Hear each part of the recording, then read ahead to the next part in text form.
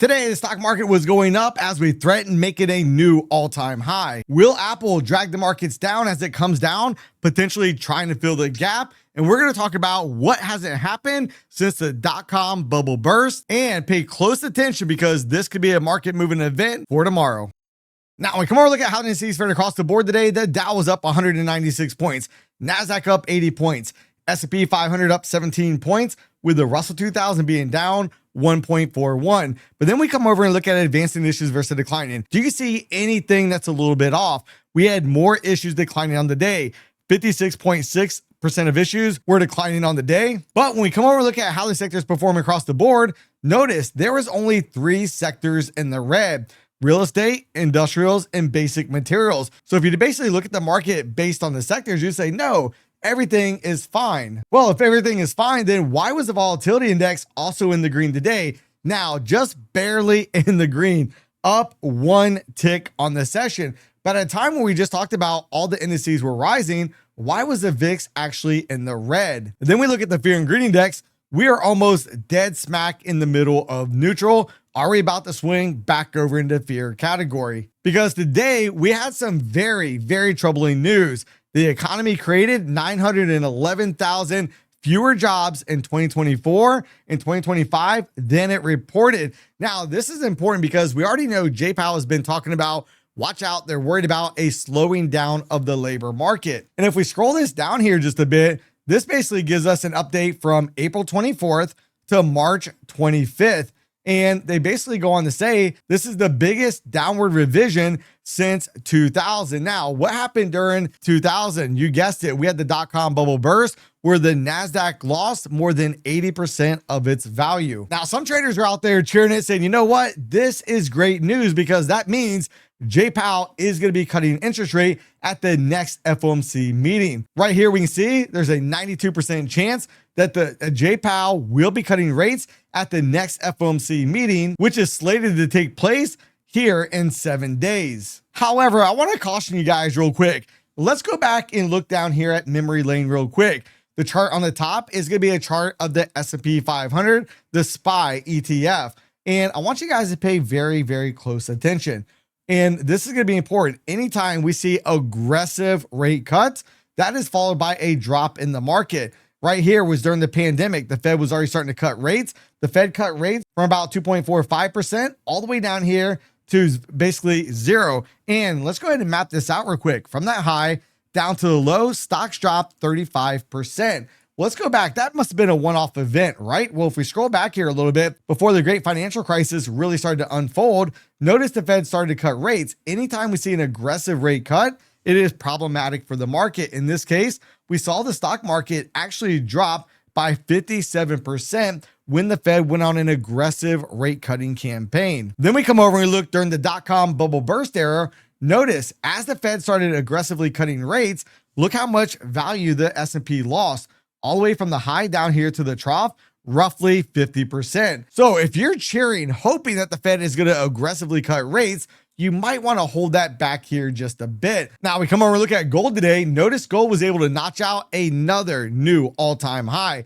After hours, I can see the S&P 500 right now breaking the recession high, but notice the candle that we closed with. Closed with a shooting star type of candle, but I still want to caution you. The MACD right now is looking extremely strong, still showing no signs of weakening just yet. So do we basically consolidate here a little bit and then go ahead and rip on up? Keep in mind, we still have a price target up here at 37.47. Now, when we look at the dollar index today, with all the worry about the Fed aggressively cutting rates, notice the dollar was actually up.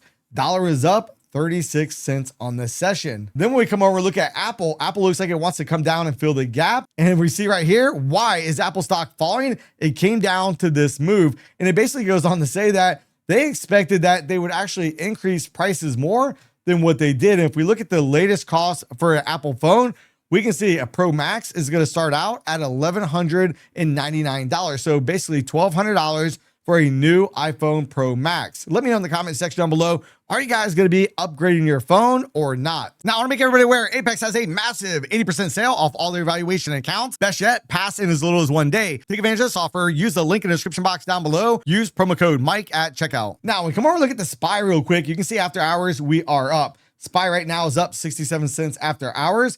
And we do have a little bit of earnings. I think Oracle had earnings come out. Let's just see real quick. Oracle, after the bell, a big monster move up 36 points at this time. It just keeps going and going and going. However, as we come over and look at the SPY, right now we've been able to hold these anchor VWAPs for the time being. But then we come over and look at the 4-hour chart, and this looks like we want to go ahead and break and push on up. We look over here on the 30-minute chart, MACD indicator kind of flatlined out here.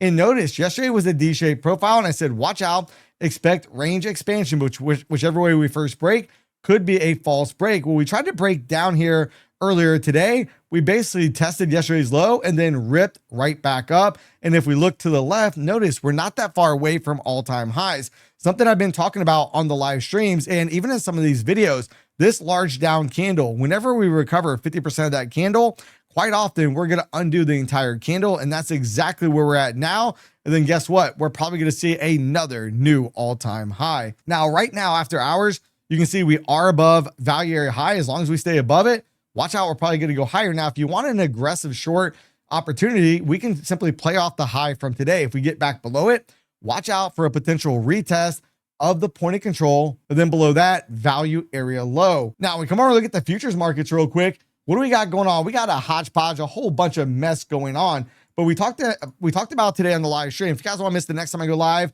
make sure you subscribe. You have the bell notifications turned on for all. Today, we gave away Apex accounts during the live stream. We have more to give away throughout this week and next week.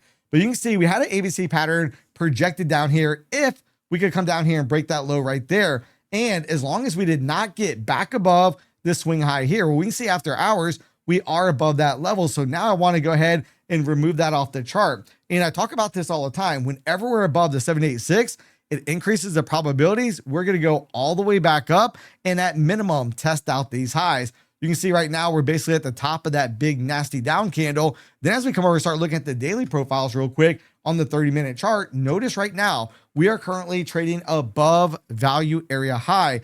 Anytime we close outside of value, expect the next 1 to 2 days, we're likely going to come back and visit that level. And the next 2 days are going to be critical out here for stocks. Because when you look at what we have on deck for tomorrow at 8:30 a.m., we have the core PPE price index, which is a measure of inflation. Now they're expecting to come in at 0.3, but let's go ahead and take a trip down memory lane real quick. If we look at the last PPI report we had, they were expecting a forecast of 0.2. We came in at 0.9. So will we get another hot reading tomorrow? And if so, will that be enough to bring the markets back down? Keep in mind, we are very near all-time highs in these markets. So do we spike it and then potentially come back down? Now, if you look, we will have an untested point of control left behind, 65.07 1/4. And if you guys were on the live stream today, one of the areas I was focused on was 65.02 1/2. Along with that P point down here at 65.01. Now, when we come over and look at the NASDAQ real quick, notice we look like we're right on the verge of making a break and trying to hit new all-time highs over here. On the daily chart, the MACD indicator just barely crossed to the upside. Then on the 4-hour chart, you can see MACD indicator, good separation of the two lines. And on the 30-minute chart, you can see today we broke down below the low and then we closed up here near the upper end of yesterday's range. Now, tomorrow, highly probable tomorrow we spike up unless the PPI data will bring us back a little bit lower. Now, when we come over and look at the NASDAQ futures, this is something I struggled with a little bit, and we talked about this on the live stream. You can see we had one run up here. The market has a deep pullback. We run up again. We have a smaller pullback. We run up again, and then we pull back again. I said, watch out. Do we potentially pull back just to slingshot up and potentially take out the point of control above us at 23,933.5? And then potentially run all the way up here to all-time highs. Right now, that looks like the most obvious path. The more times we push on a level, the more likely that level is going to give way. And we've already hit that basically 1, 2, 3, 4. This is attempt number 5. So we're probably going to at least push through it. And then we'll see if we get continuation once we push through that area. Now, as we come over and look at the daily profiles on the 30-minute chart, you can basically see right here, when we put in the low from the day, the market just kept on going. No, can't stop, won't stop. Put in the low just after 10:30, between 10:30 and 11 o'clock this morning. Now, notice we are closing above value area high, which comes in right here, right around 23,858.75. Now, this is going to be a high probability to come back and get tested either tomorrow or on Thursday. Now, we already talked about the PPI data coming out tomorrow. But what about on Thursday? Thursday, we're going to get the consumer price index coming out.